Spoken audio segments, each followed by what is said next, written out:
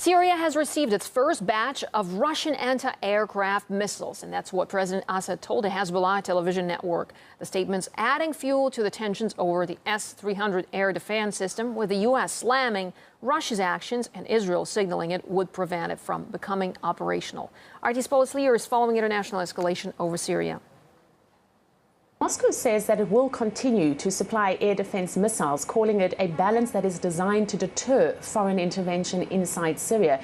The Russian Foreign Ministry says that it will restrain, this is to quote the ministry, some hotheads from escalating the conflict to the international scale. But the United States, as expected, has condemned the sale, while here in Israel, the Israelis are saying that they will act to prevent the S-300 missiles from becoming operational on Syrian soil. The Israeli Defense Minister Moshe Ayalon says that if the missiles reach Syria, and to quote him, Israel will know what to do. At the same time, controversy continues over the lifting of the EU embargo for lethal aid for the rebels inside Syria. Now, as we know, 25 countries voted against it. Only the UK and France pushed for it, with the German Chancellor Angela Merkel saying that her country will never send arms to the militants in Syria despite this lift. Now, in this interview with Hezbollah TV, the Syrian President Bashar Assad says that there are around 100,000 foreign mercenaries who are fighting on the side of the rebels inside Syria.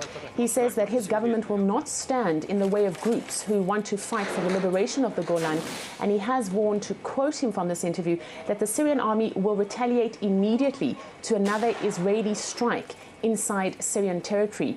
Washington has said nothing about this huge number of foreign mercenaries operating inside Syria, although it has been critical of Hezbollah fighting on the side of the Syrian President Assad. There is an international peace conference that is being planned in Geneva next month that will be brokered by both the US and Russia. But in the same interview to Hezbollah TV, the Syrian President Assad said that he was not particularly hopeful that anything would come out of this. He did, however, say that Syria will take part, but again that he doesn't expect any kind of big decisions to be made.